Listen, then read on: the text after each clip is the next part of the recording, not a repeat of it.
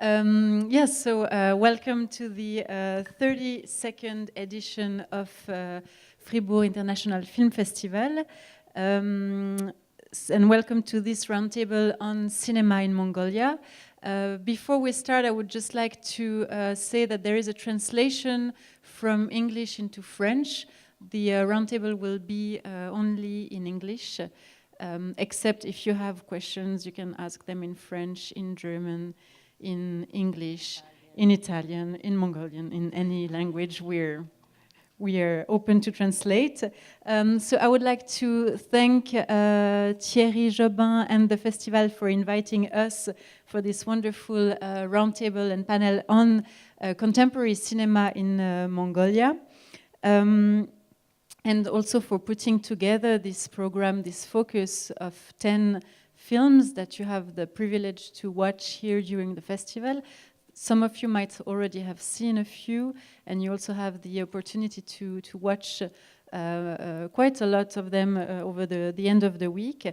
And you will see that cinema in Mongolia is very diverse, actually, even if you didn't know that, but the styles, the influences are very different from one film to another, and this is what we will also talk about today. So before I introduce the guests who are here with me today, I would just like to say hello to a few people who are in this room and who are here to make us the honor to take part also of this roundtable in the public. First of all, I would like to welcome the ambassador of Mongolia in Switzerland, Lundeg Purevsuren. Please, warm welcome to him. He is here in the room. And Mr. Batsuri Munk-Bayar, Third Secretary of Permanent Mission of Mongolia. He is also here with us today. And I would also like to say a special welcome to Geraldine Zeuner and Barbara Ebischer from SDC in Bern, who are here also with us today. As well as Sophie Bourdon, who is head of Open Doors, and she is also here today. And I say welcome because I also work with her, and so that helps me to present myself. I'm a programmer and a film curator at Internationale Kurzfilmtage Winterthur, and I also work in the selection of the projects for Open Doors at the Festival Locarno. So this roundtable is part of the section New Territory. And the idea today is to learn more about cinema creation and production in Mongolia. Maybe just a very brief fact about Mongolian cinema. Today, Mongolia produces more than 50 feature and documentary per year. And as a comparison, just to give you an idea, in Switzerland, we produce about 100 feature films and documentary per year. So it's quite an important film production that we have here, and that we are not very used to see, because basically outside film festivals, it's very difficult to have access to films from Mongolia. So I would like to start presenting the guests that are here with us today. I will start with Byambasuren Dava, who is here, filmmaker, author of The Story of the Weeping Camel from 2003 and The Yellow Dog of Mongolia, 2005. The last film, the Yellow Dog of Mongolia, was screened here at FIF already twice, in 2007 and in 2016, I think. And your film, The Story of the Weeping Camel, was screened for this program, because for those of you who have not watched it yet, unfortunately it's too late. It was today, the last screening, today at noon. So very warm welcome to you, thank you.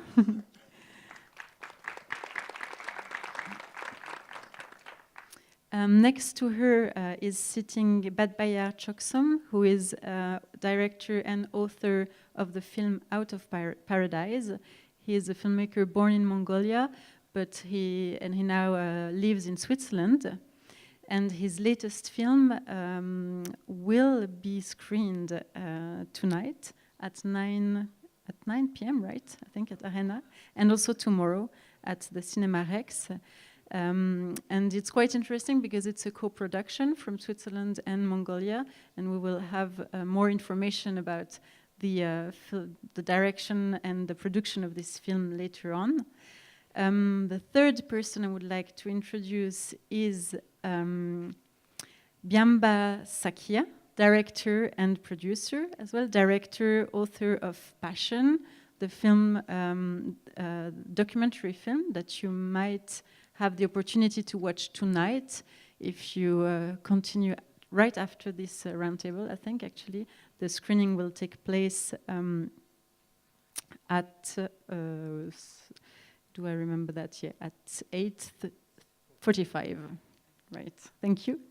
And so Passion and his other film, Remote Control, is also part of this focus on contemporary cinema from Mongolia.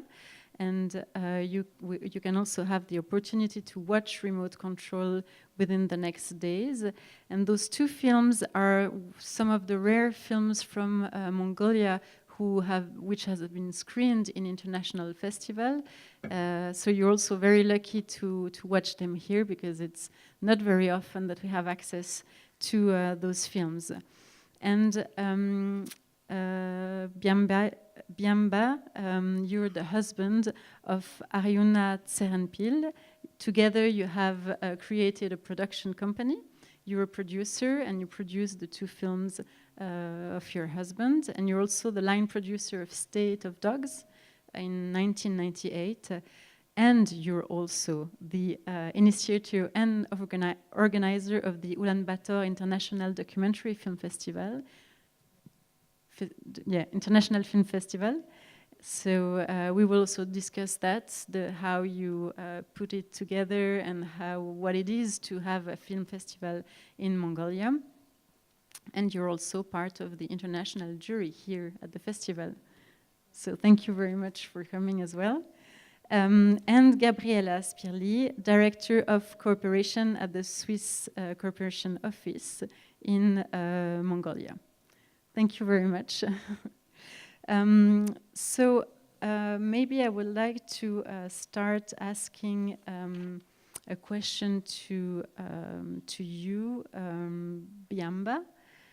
Do you want to explain a little bit how you started making film, what it is to be a young filmmaker in Mongolia, and did you have access to any film education there?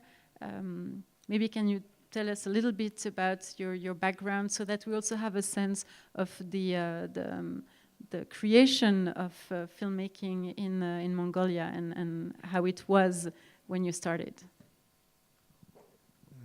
Good evening, and thank you for coming. Actually, my journey to the cinema was pretty long. I had started in a totally for different profession. I studied mathematics, actually. And I studied in Moscow, in Irkutsk, in Russia, 2 years. And then I realized that it's not my job. So I decided to become a filmmaker, but it was during this socialist time. And there was rule, if you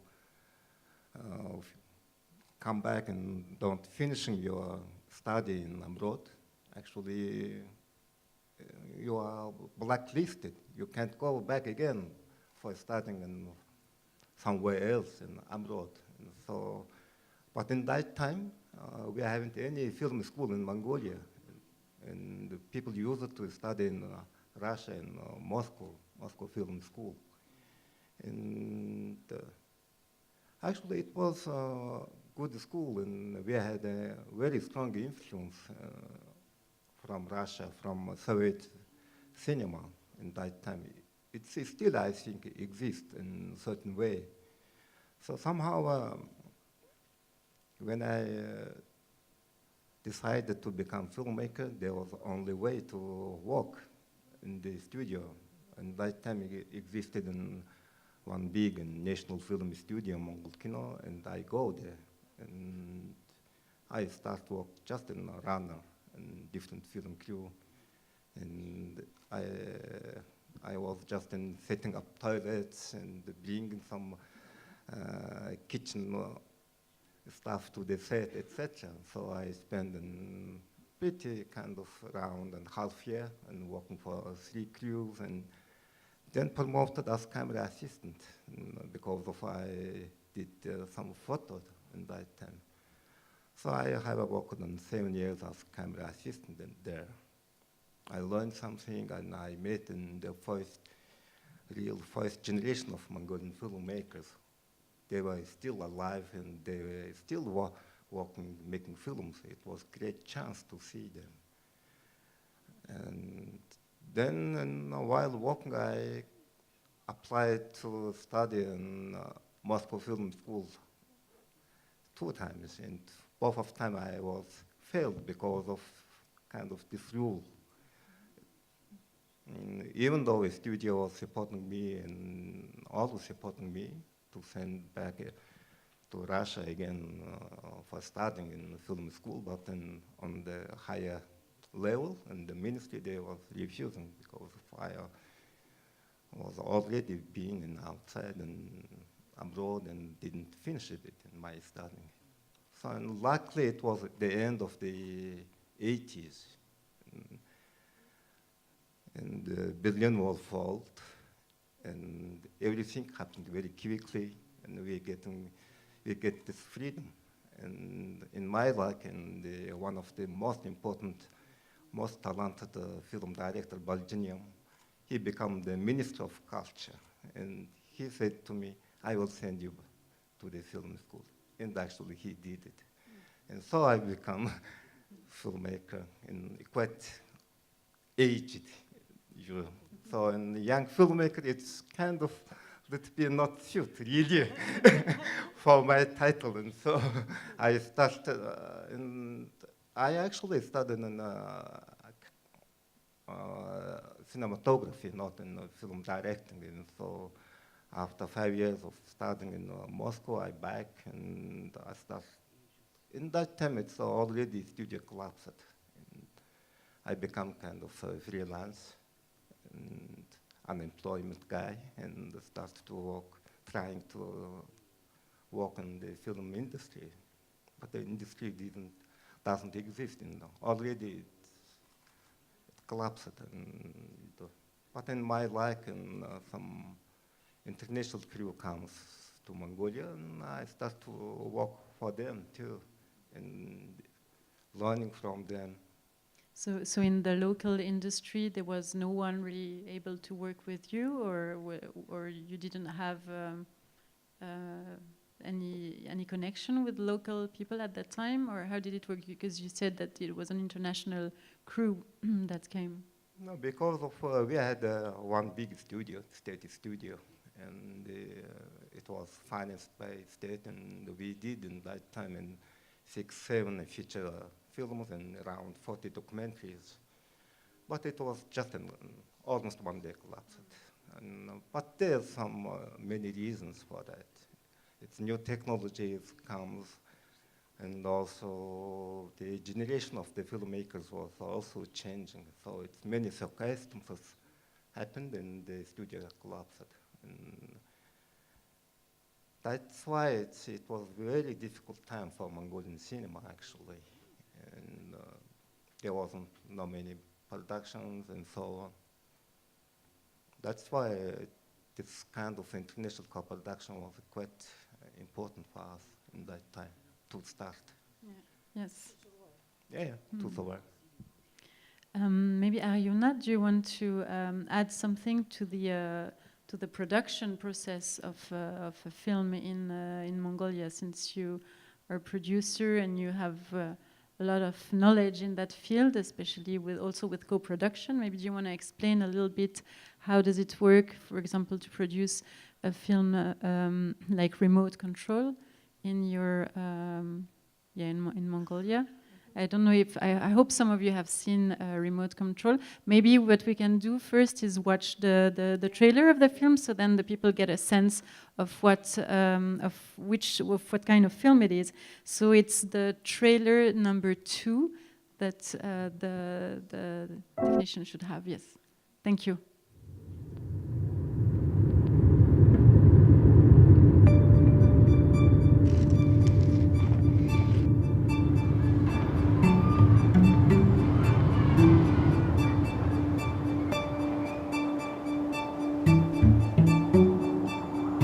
Чи надад одоо хизээний өртөө өссөн байгаа үз.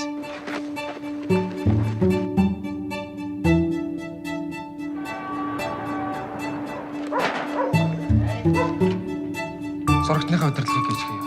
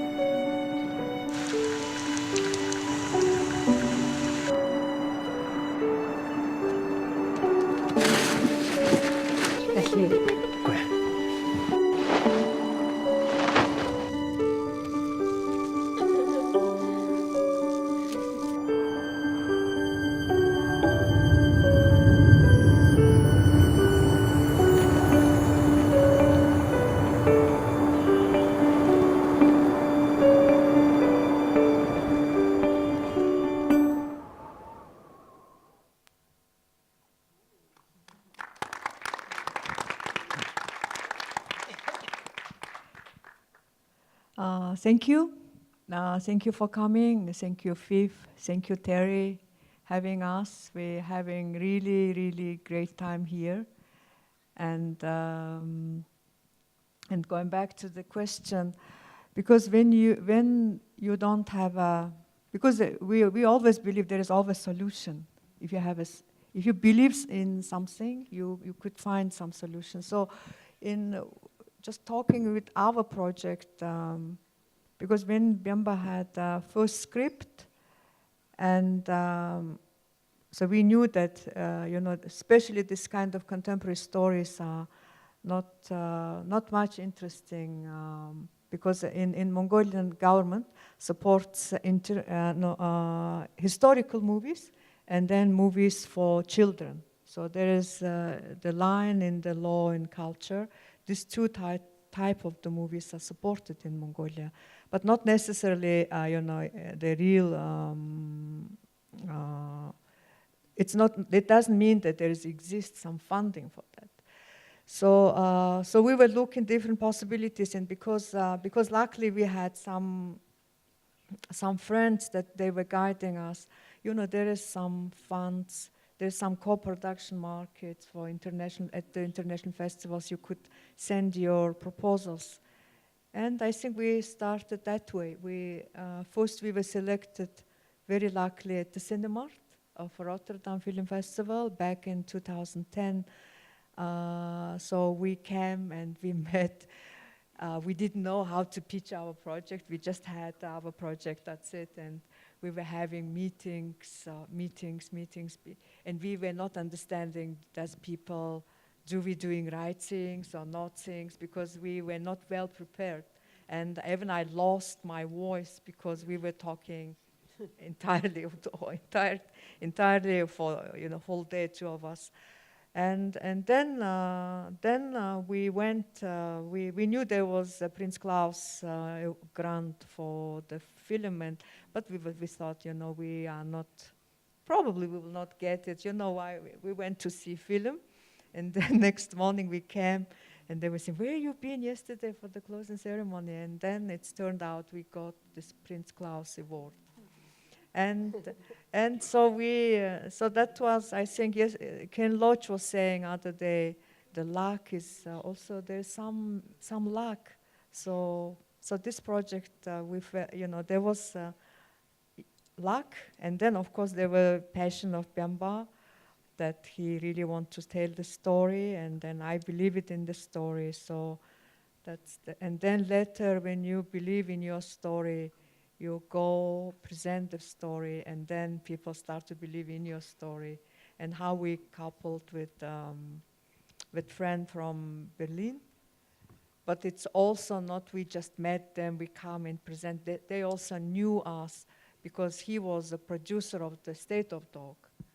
And so the things happen, like if there's some, there's something starts here, and then if, it brings you. It's not because we go and, we were also lucky enough to meet the great people who were showing right moment, telling us what right things to do, and then I know it's very competitive also to get the grants, and then later we got development fund from Hubert Ball's fund, and then we didn't. Oh yeah, and then we started with these two grants awards. We start to go in Mongolia around, and first we convinced Byamba's brother, who has who has a business, and then we said that would you like to be supporting us, but we were quite sure that it could be some, we could pay him back. We were saying we probably will pay you back. And then he said yes. And then with this 3 letter, we went to biggest Mongolian company. And then we said, would you like also be with us? We probably will pay you back. And then we got some, it's in between investment or grants, but they wanted to get the cash be returned. And we started the production, and then we applied the World Cinema Fund. Because World Cinema Fund, you can't apply yourself, your German producer has to apply. So then we produced film. We were able to make the post-production, not in Mongolia, because we don't have any post-production facilities, and we were able to invite the sound engineers from abroad. So we done our production, we done our post-production, so your film can go in festivals, could be able to screen. And then we screened, but we didn't pay our loans back, and then our film was only in cinema in Mongolia for a week. But it was screened in Mongolia. Yes, it was screened, and the audience came. Of course, our audience came, and then, of course, the first opening is you always invite your friends, the people who we like, they like, and then opening is great, and then because it's some people said, is it documentary? We said, no, it's not documentary, it's a feature film, but still some people were thinking, because not much happening there, and. So that's the way also. It's not their fault, because there is not diverse cinema menu in Mongolia yet, so that people, and especially young people, used to understand cinema is only Hollywood, and unfortunately, so there are not many independent films shown in local cinemas. There are for the last few years this evolving, and we have one iCinema. It's the cinema house that really they're very welcoming us. So there's every weekend there's one, not necessarily Mongolian, but so there is someone is really passionately working to educate audience, but it's it's very little.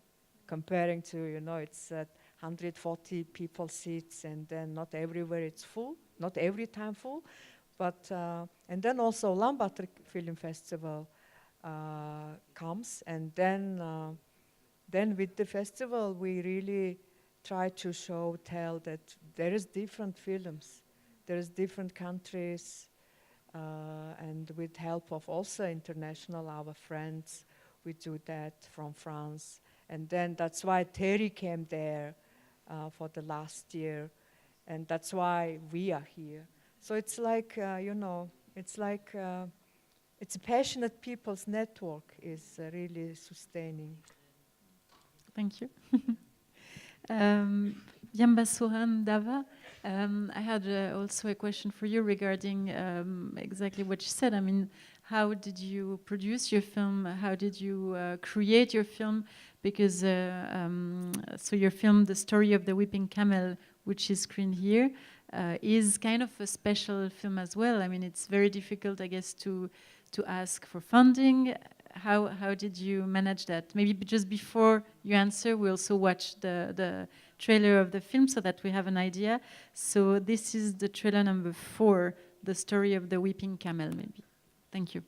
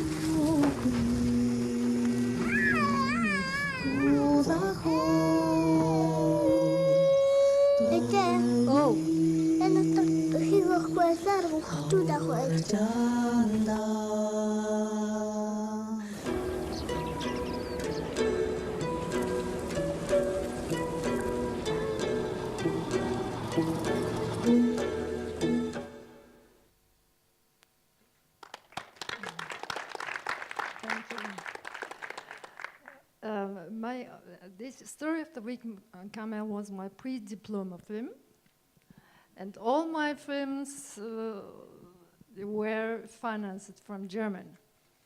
And actually, it was a film school film, and not so difficult to finance.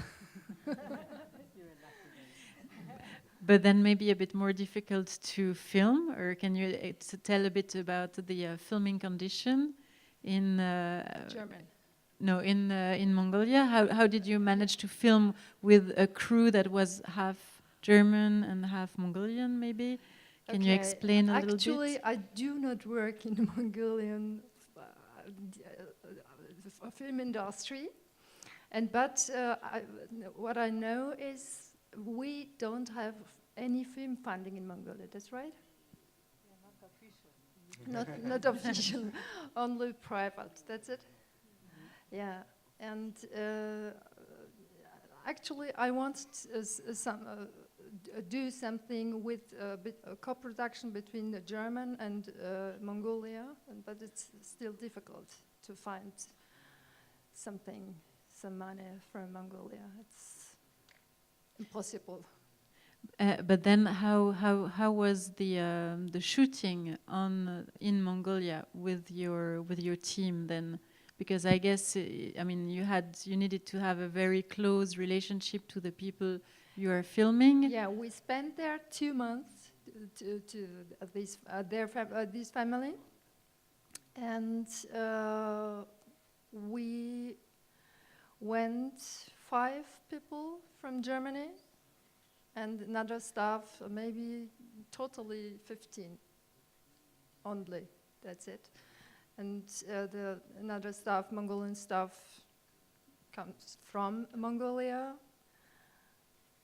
Yeah. So how did it work? Did you stay next to the people's yurt that we see? Yes. How did you manage, to work with them living there? They live there at the very south part of Mongolia, and Zud Gobi. And our camp was only 500 meters from this family. And you knew them before, or how would it? Yeah, we casted. Oh, okay, you casted. Yes. So you went to several places, and you thought that this was the family you wanted to work on. Yeah, but this year, it was 2002, we made casting. It was very difficult winter in Mongolia. We called Zut, and it was, yeah, that's also very difficult. And we, short before, give up. And we didn't find a family. And the very last moment, the government and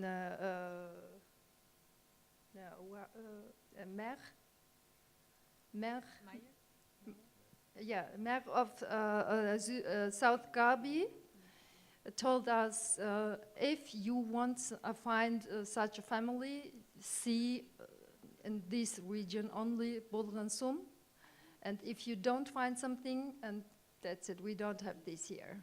And I went there, we went there and see first family and much better, and okay, could be, and next family better than first one, and this family was the third one.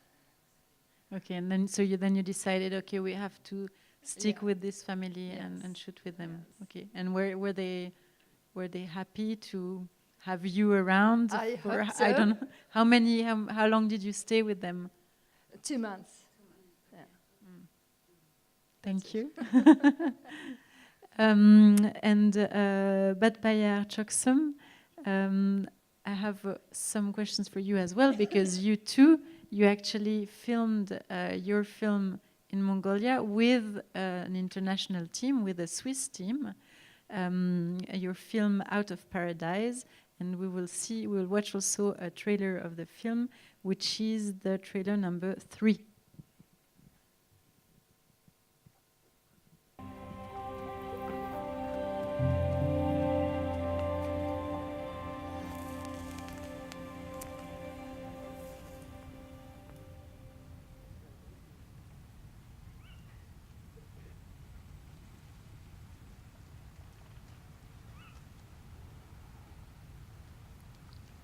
Өнөөдөр чи дуу муу тайлаа.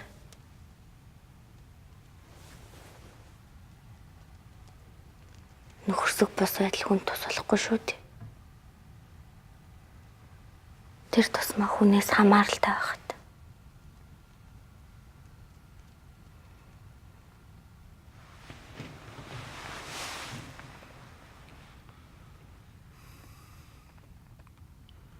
Малын ашиг бараг дайрчих шахсныг чи харсан уу?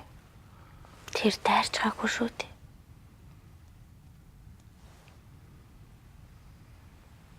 Би Urbanization төрөөс хэлгэж хүсэж байна.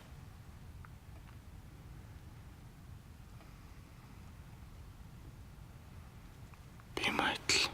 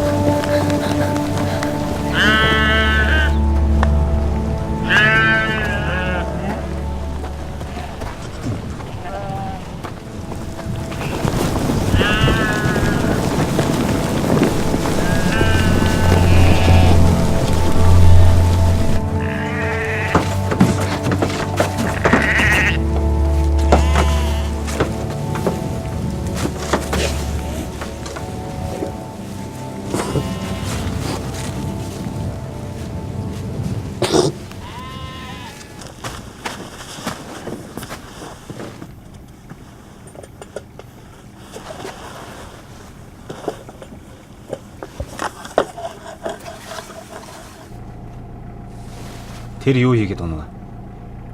Бид ингэж удах юм бол олигтой зам хороож чадахгүй шүү.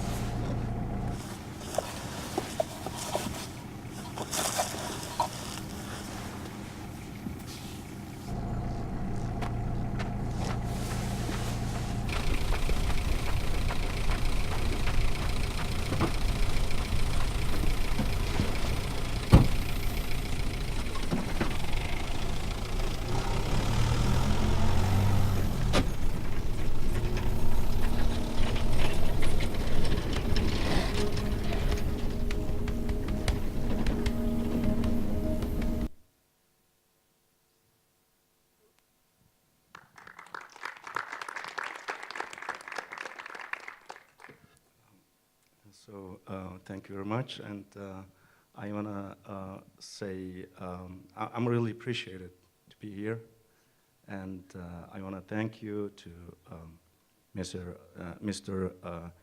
Thierry Germain and organizer of Fribourg International Film Festival. And to be honest, I'm just a little bit very emotional and happy and appreciated to be here, because I want to say that two films just we saw, Remote Control and the story of a weeping camel, both inspired me to make this film, and I never thought I would be sitting between these three wonderful people. So yeah, I really appreciate it. Thank you very much for this remark. Actually, thank you. So then we can also situate a little bit. I mean, you have those influences, and you've been in Switzerland since quite a while already, but you're following what's been directed in Mongolia and outside from Mongolian filmmakers as well. Yeah. So can you explain a little bit how, I mean, what is the specificity of your film maybe compared to other films that can be seen, and why you decided to shoot in Mongolia with a Swiss crew? Yeah, exactly. Well, the film is a co-production between Switzerland and Mongolia, and the main production company is Swiss. So it's a Swiss film, kind of with Mongolian touch or reserved. I studied at the University of Zurich social science, and I was always passionate to make a film. And the Outer Paradise was easier to realize, because I knew that I'm a new director. It will be not easy to find money and so on. And so I went to Mongolia several times, did casting, location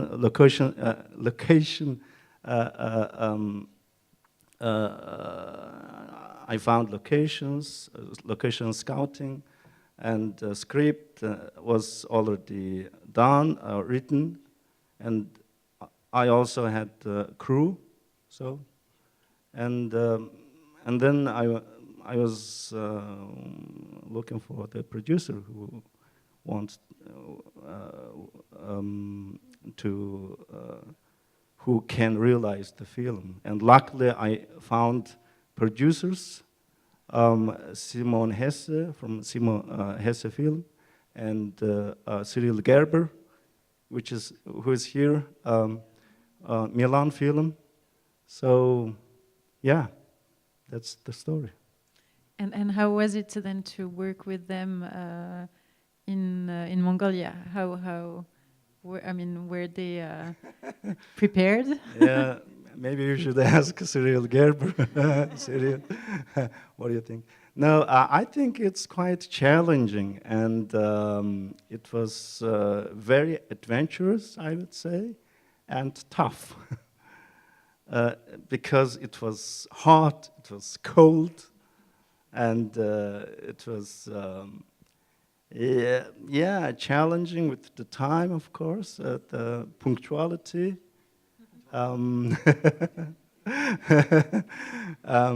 But we did it, so this counts. And this film, it will be released in Switzerland soon. And was it screened already in Mongolia as well? Not yet. But you intend to screen it as well? Yeah. Thank you. So I will turn now to Gabriela Spirli. Can you explain maybe the role of SDC in Mongolia and the role that you have for the development of cinema and culture in general in Mongolia? Yes, and before doing that, I also would like to say that I'm very happy to be here, at least for two reasons. One is that I'm from Ticino, from the Swiss-Italian part, and as many of us studied in Fribourg.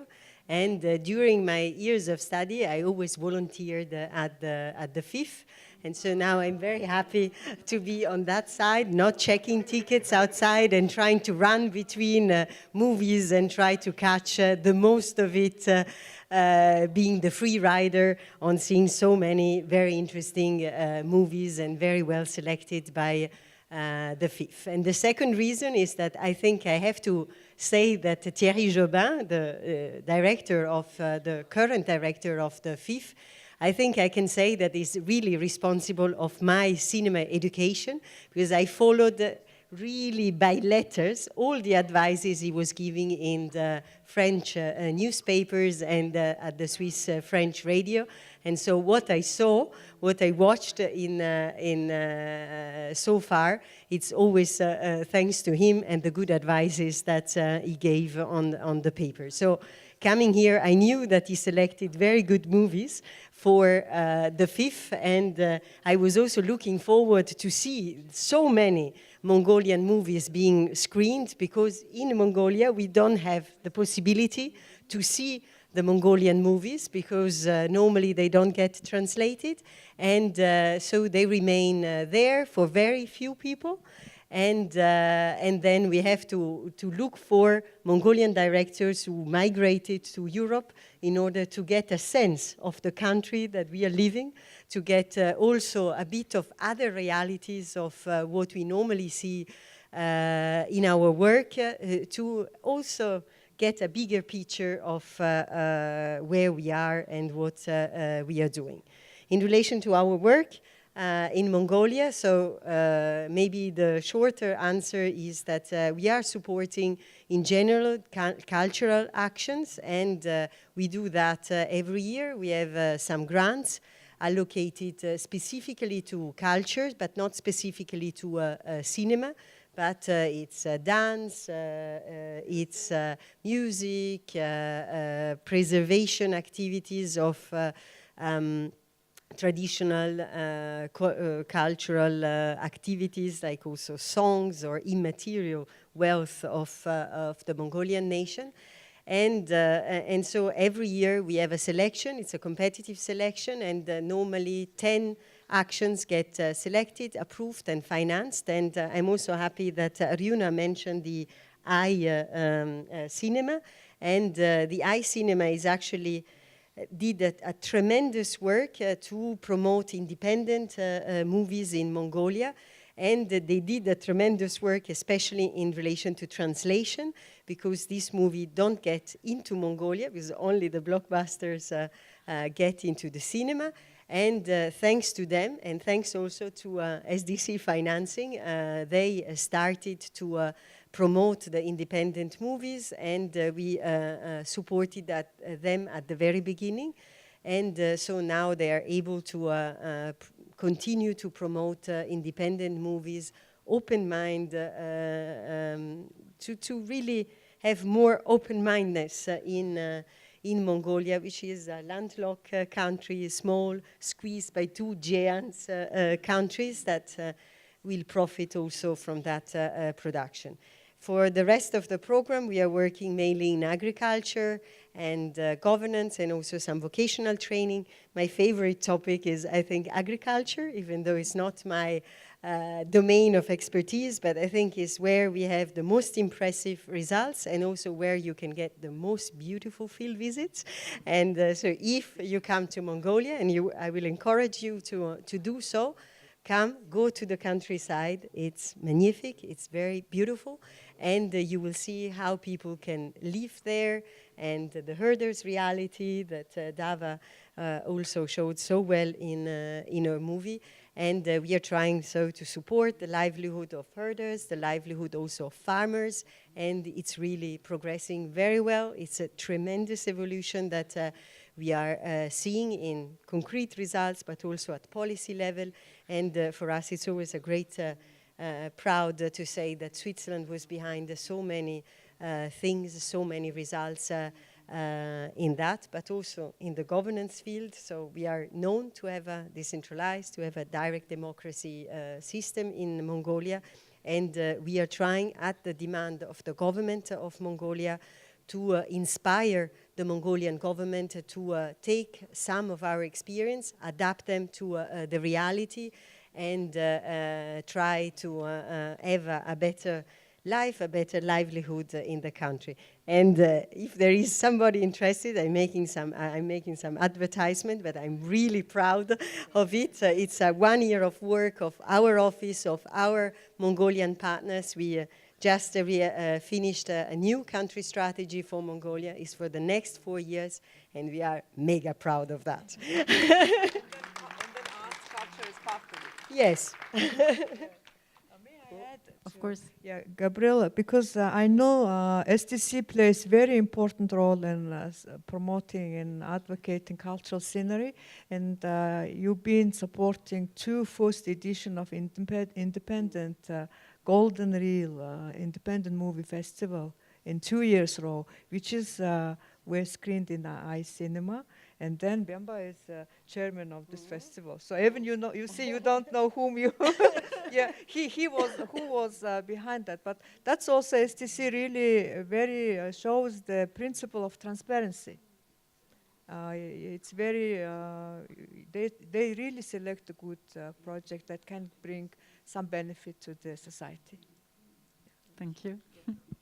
But I wanted to ask you as well, with relation to the film festival that you launched, and with relation to the title of this roundtable, New Territory, Cinema from Mongolia, would you say that the cinema from Mongolia is a new territory, or how would you define the films, the programs that you make in your festival? How do you see the evolution a little bit, and contemporary evolution of Mongolian cinema? You mean in Ulaanbaatar Film Festival? Yes.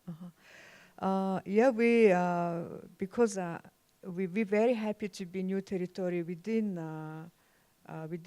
FIF, because I understand that for different reasons, not many people and not many films were distributed in worldwide, especially in Europe, unless there are some people who are passionate, who, so that's why we're here. That's why, because Terry was there and he was passionate, he liked it, and he understood the very important needs of our film industry, that unless you will not show and go out, it's also, we can't be only developing in better cinema only if you are happy with each other. So I think as a filmmakers, we have to, especially filmmakers, has to see different perspectives. So, we are not necessarily Mongolian filmmakers everyone can be able to travel.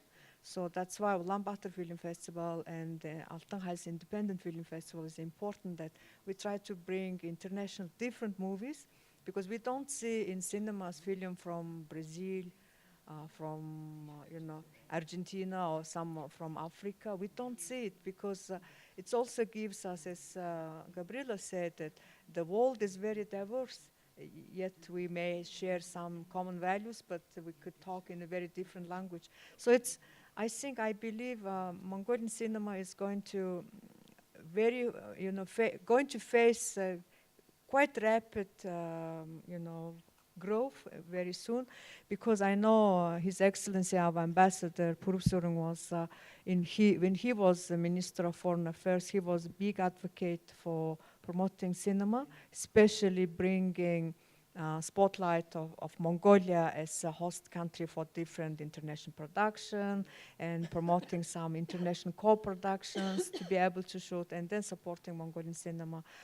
And then he was initiating the law on supporting film industry, so which is in this current government is going on. They have some commitment, and the vision behind this new draft of law is to support local film industry, means us, the filmmakers, film distributors, and also trying to give some possibility for choice and for audience. So this law is probably, we hope it's going to be, and then there's 3 chapters. It's very important part. This first one is really doing some exchange, some growth, some confidence building possibilities for the local filmmakers through co-productions, through doing their project, through master classes, through different mentoring programs, to be able to see different films, to be able to attend different festivals. So that's one. And then second is supporting some productions, certain Mongolian local productions, and then also encouraging international co-productions to be in international there's in the worldwide there's some experience practice that if any international co-production does work in any country, they get some tax rebate. So we're working on it, but in Mongolia it's very difficult. Our tax system is very fragile, and people don't trust any tax holidays because the transparency issue is also a question in Mongolia, and then people don't want to know.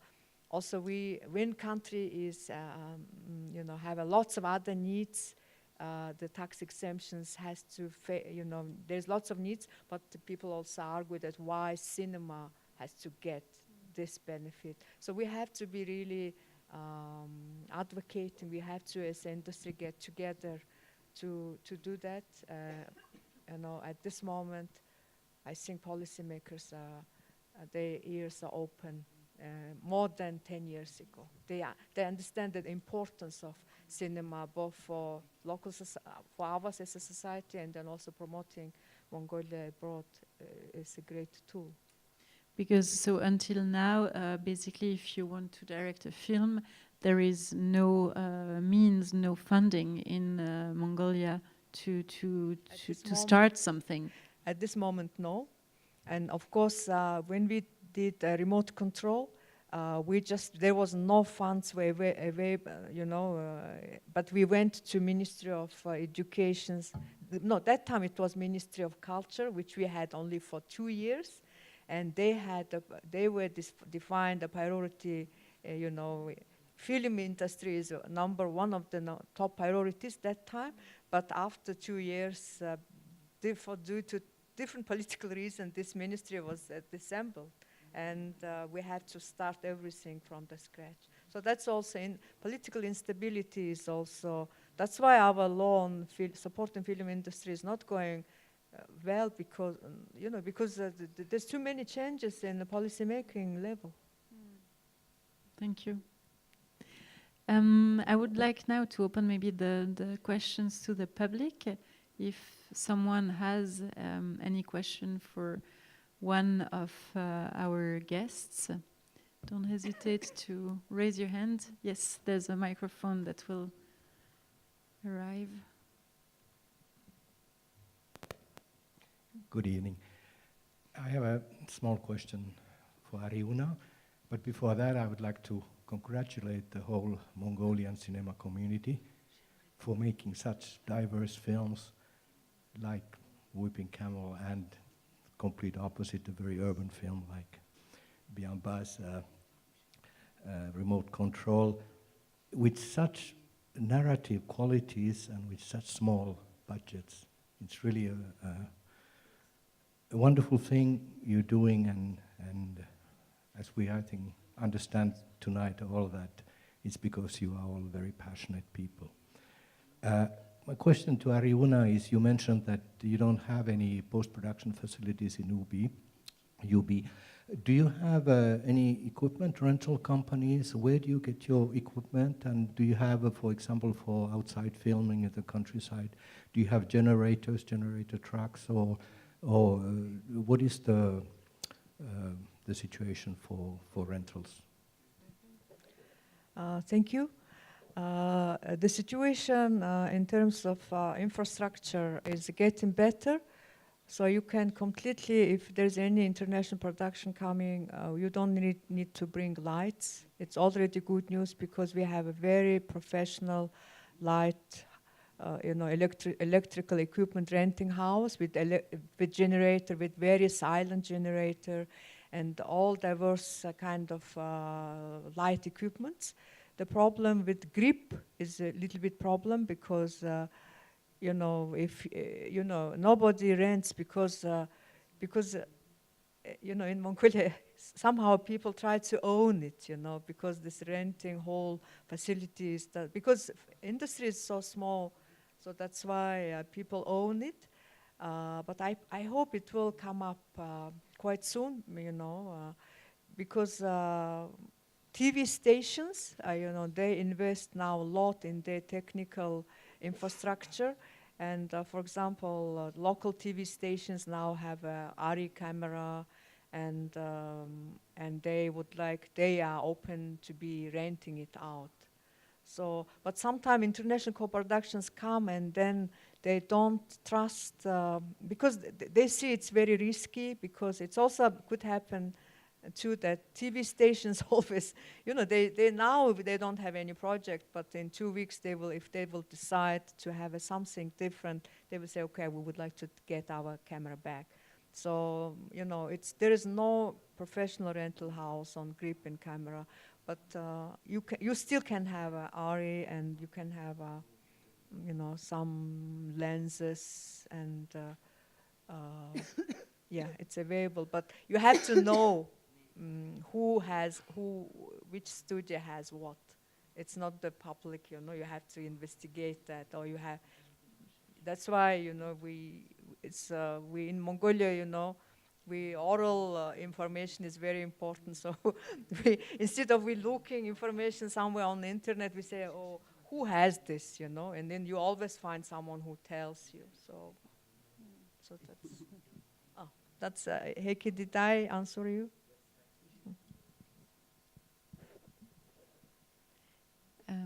So in relation also to this question, maybe, is there a lot of international people coming to film in Mongolia? I mean, you as well, but I mean, international people who have no idea of how it works in Mongolia. Do you know if there are many crews coming to film there? I don't know who wants to answer. It's a question for anyone. Do you want to? Yeah. Yeah, there was like Le Dernier Loup, very good movie, I think maybe 2-3 years ago. The original book is from China and Inner Mongolia, and it's if you haven't read the book or watched the movie, I encourage you to do so. And the director went to Inner Mongolia, and he found Inner Mongolia not more corresponding to the real original reality, and so now the territory is not new anymore, but spoiled. And then he decided to do the film entirely in Mongolia and using the Mongolian steppes with still the very nice feeling of the nature which is preserved and so on, to do this movie. So he did that in Mongolia instead of in Mongolia as it was in the book and in the origins. This is one example. Maybe I will add some few words. Actually, some infrastructure in the cinema field is getting a little bit better, but infrastructure is also, just in general, infrastructure is also quite important for film productions. So if some international crew comes and they need some hotels, some communications, transport, hotel, all the things, it's also quite limited for us. That's one of the reasons that this opportunity is getting a little bit squeezed. So, for example, it's some French crews now going to shoot film in Mongolia, and they choose the location, a very nice location, but it's 600 kilometers away from the capital city. They need to bring the whole crew and set up them, and also bring the whole equipment, etc. So it's getting quite expensive, also kind of difficult. And another barrier is a language barrier too, unfortunately. Still, it's kind of quite a big barrier for co-productions. Then next, I would like, it's my personal feeling, and it's mostly international crews are interested in kind of landscapes. and the exotics of Mongolian nomad life. But it's a very quite interesting society, quite interesting time for us. It's a lot of things happening there. And then if you look at the Mongolian society in context of this globalization, modernity, then it's a really amazing place. But somehow people is missing this part of the Mongolia. And actually that's why I'm more interested in city life, where this contradiction is really facing to each other. Yeah, actually, that's what I wanted also to continue discussing is the your inspiration and what are your points of view in the society in Mongolia, and what do you want to show in your film? What is the essence of your inspiration for you all filmmakers? Yeah, well, actually, in my film, I wanted to show both side of kind of living. So not just nomad people in the countryside. It's also there is also figures in the city. So it's a little bit, in my point of view, a little bit new because there was some films. Shows nomad people on the countryside, and there is Mongolian films about the life in the big city and so on. But both of them, I think, not so much contemporary films shows both of kind of life. So I think maybe, yeah, that's why I wanted to show in my film. Weeping Camel, I made it 15 years ago, and it's quite old. My inspiration was an old Mongolian film, which is about this ritual, 17 minutes documentary, and I saw this film when I was a child, maybe 10, 11, and it was so touching, and I kept it, and it was my inspiration.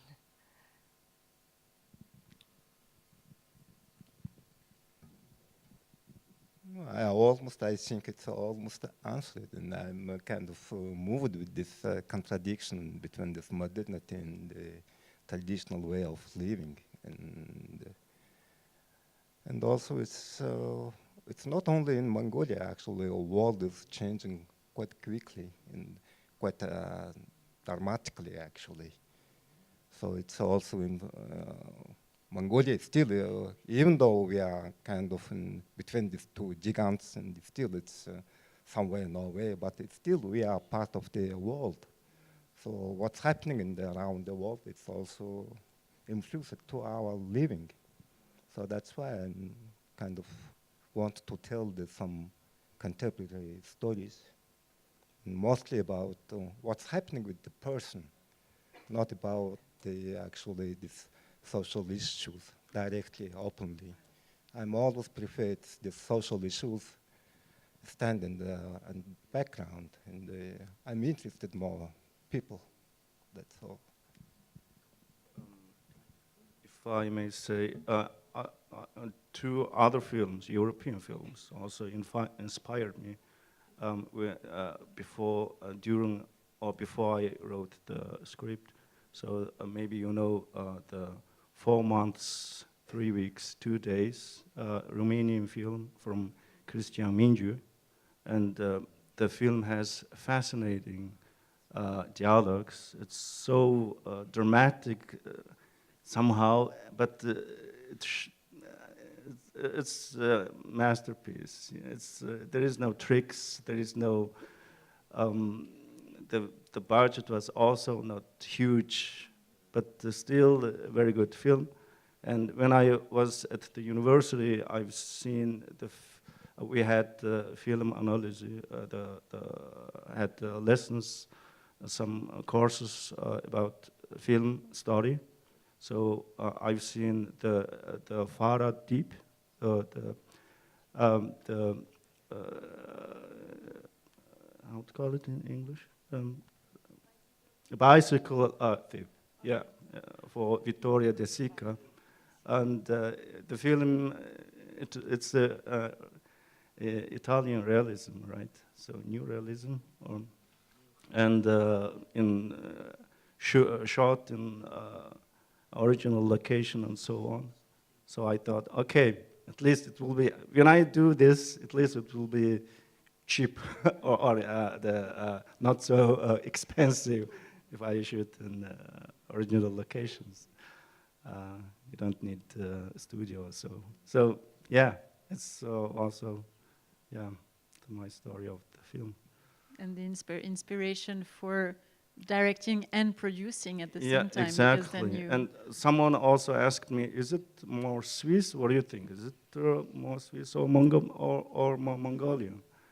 I really couldn't answer because, okay, location and actors are Mongolian in Mongolia, but I don't know, maybe the whole post-production is done in Switzerland and with Swiss people, Swiss composer, editing and sound design and color grading, yeah.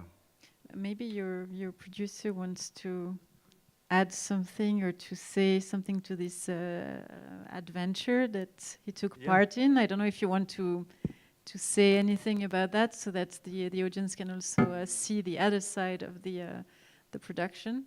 Okay.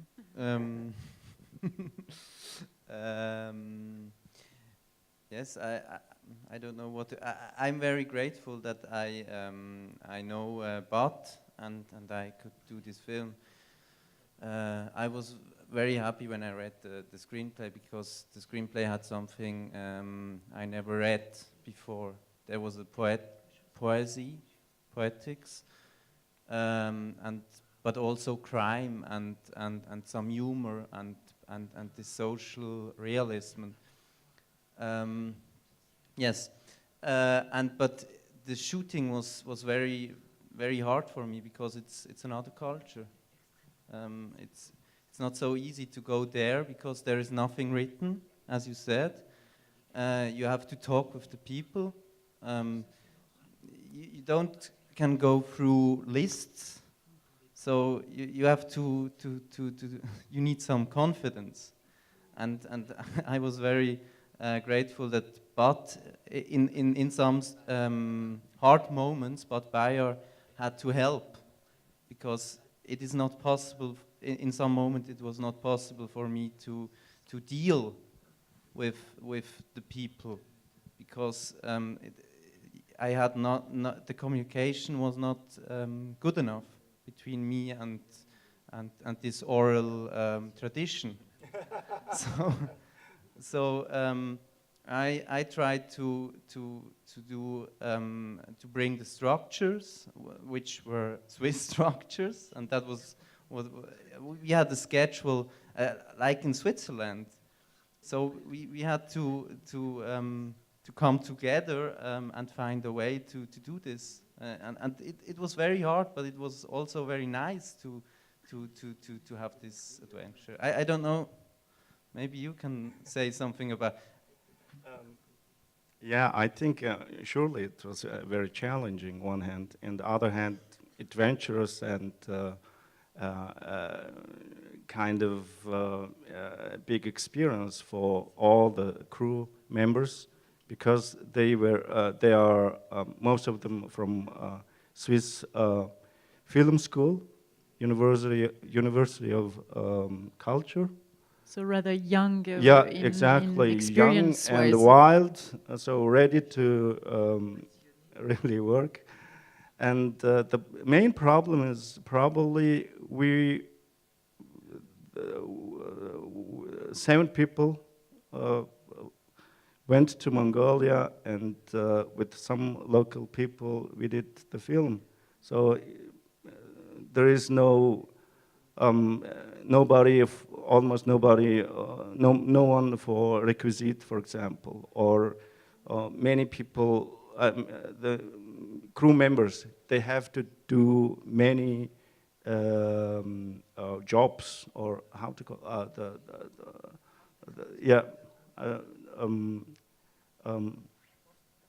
multitasking at the same time, responsible for many things. So it's a little bit stressful, right? So if the time is limited, but you have to do many things at the same time.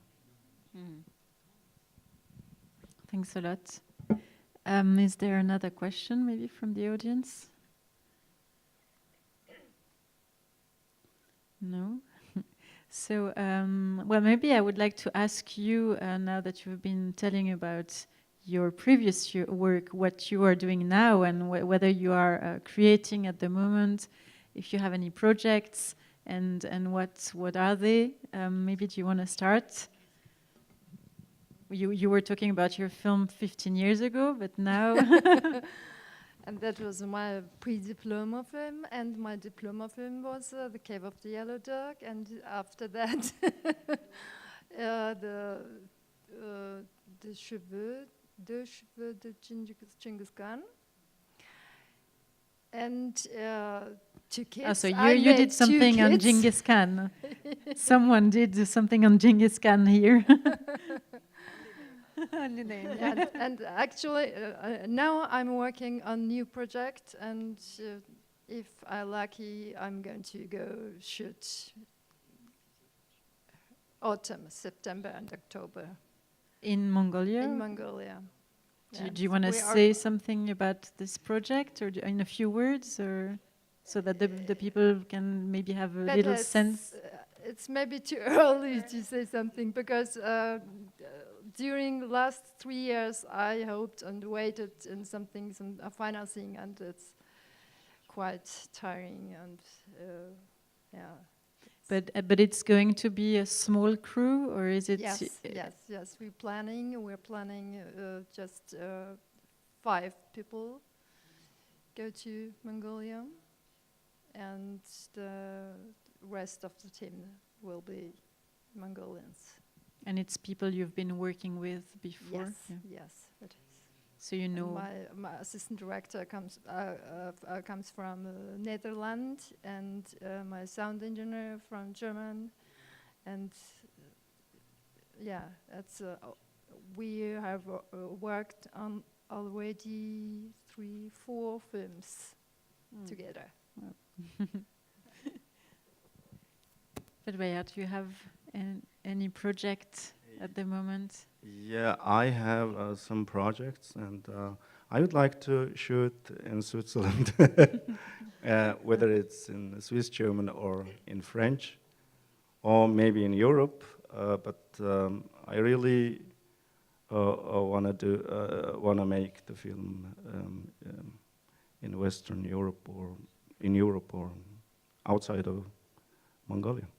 But you are not. You haven't written anything yet, or do you already have a project? I think I have mainly I work like the synopsis, like the how to begin the film, where is the highlight, or the main plot, main action scene, and how to end the film, and then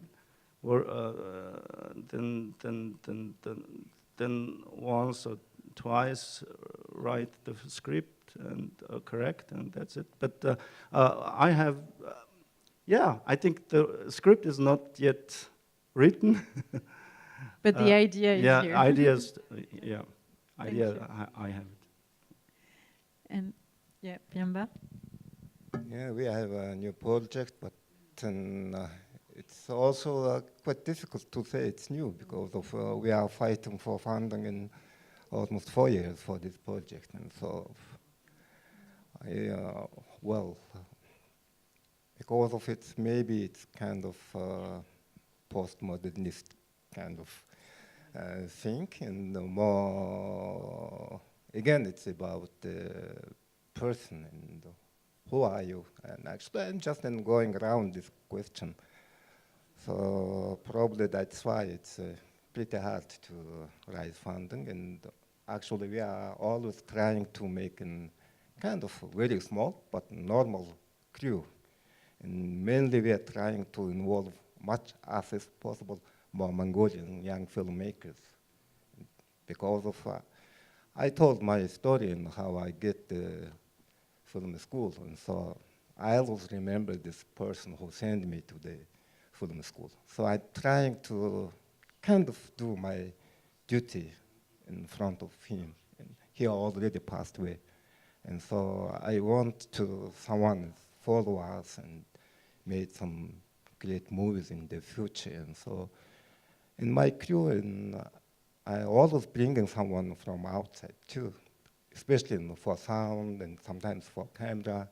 Even though I'm also a DOP, I'm also still working as camera person too, but I bring in some people, and also I'm always having some young filmmakers, and they have some opportunity to learn something, and yeah. So that's why actually it's, our financing is even kind of continuing always quite long. And sometimes I know actually I could start with a very small budget, and probably I will be afford to do what I want, but I really want, and the young people comes and they becomes one team and learn something, and at least have some respect in what they are doing, and it's very important, I think, and so incredibly important, especially nowadays, because of this influence from new influences in this commercialization of the cinema and also new technology. It's making a lot of new problems, which was unknown for us. So that's why it's the attitude to what you are doing. It's for me, it's very important, and so that's why I want the kind of more or less completed budget and more or less completed team and start to work. That's it. Yeah, you were talking about young team and collectives and engaging young people. Maybe Arunya, do you want to say something about how you work together, like with other collectives, maybe, or with how is the young scene now today in Mongolia? Is there like a need to create as well, and do they work with you? Mm-hmm. Yes, there is good news. And we really, because this any generation cannot be born just once. You have to invest years, time, and some events, and then to really to see. So I agree with Biamba that with remote control, we invited the young film people whom we trust, whom we believe that they have some possibilities, potentials, and so we continue, and then this group of people also grows, and it's also when you get certain age, you not only talk about it's already naturally you can't be so selfish, and usually you don't compete with with the very young generation. I think really competition comes when you equal age. When you're same generation, you compete with each other, but you don't. You really wish, and then they come with the script, and we always do just for free. What we learned in different script labs, we advise them, and then also Guru Media, we initiated UB Film Lab It's a small, very modest project that we're going to ask any filmmaker who is going to pass, even Biamba, Batbayer, who lives in abroad. If they pass by, you'll be, for this project, you don't need big money. You just ask them to talk to those young people, to share, just to have a small venue. And then, just it's making inspiration, confidence is sometimes more important than just giving, supporting cash. So that's what we're going to do with partnership of Arts Council of Mongolia and any other, people who are interested. So so that's one thing we really would like to do. And then I think interesting, this Biamba was not talking about his project, which is we're working, it's a feature length project. Name is Bed Reading. It's the story about some young man, one day goes to bed and he doesn't want to go stand up. And it's kind of existential, question that Biamba is usually asking, why, who, So it's based on the novel of Ayurzang. He's a very, very, very important young Mongolian contemporary novelist that he brings lots of different new perspective in our thinking.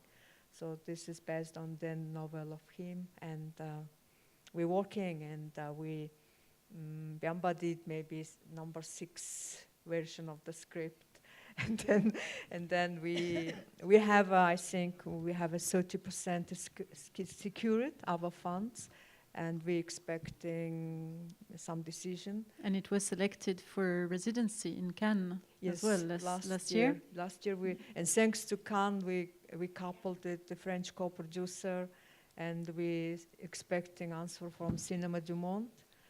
And if it's meant to happen, we will do. If not, then we also show must go on. Do you want to add something? Sure. If you allow, I can also talk about our new projects. It will sound less poetic than what my colleagues are saying, but we hope that the new project will be as relevant as what we are doing so far in Mongolia. And I would like also to echo Biamba about the urbanization issues in Mongolia. And as he is worried, I think many people are worried about really getting out of control, no remote control, but out of control. The situation, the service issues, inefficiencies are very deep there, and we have Ulaanbaatar sitting, growing and growing. Is hosting half of the population of the country, and not getting enough support in order to serve the people that who are coming there. So we decided to increase our activities addressing urbanization challenges, and maybe first of all the air pollution, because yes, we saw many beautiful landscapes that are still a good attraction for everyone. But unfortunately, there is also another reality, which is the air pollution reality, especially in urban centers. So due to the coal used for the heating of the long winter. So we hope that we could contribute to some coping mechanism and reducing the causes of air pollution. And we are also trying to work on the internal migration, and so understanding better the push and pull factors from the countryside to Ulaanbaatar. Is a first ever financed study, and we have a lot of hopes that based on that we can inform policy makings on these issues, which is very new, which is very, not new, but peculiar to the Mongolian country. And we hope that we can make a difference into that with our new projects, with our new strategy in Mongolia. Thank you very much. So I think that would be the nice word to end with, unless there is a question in the audience. Maybe there is still a question for our guests. No? So if not, I would just remind you that there is a screening tonight at 8:45 of the film Passion by Byamba Sakya, 8:45 at Rex number 3, and also the film Out of Paradise by Batbayer Choksom at 9 at Arena 7, so here. So don't hesitate to go and watch those two films. I would like also to thank Muriel Juillard, who did the translation today, and Andrea Curatli, Fabian Saurer, and also all the people from the Technique. Sorry, I don't say all your names, but you're here. So thank you very much, and don't hesitate to ask them any questions afterward. They are still here. Thank you very much for your contribution. Thanks.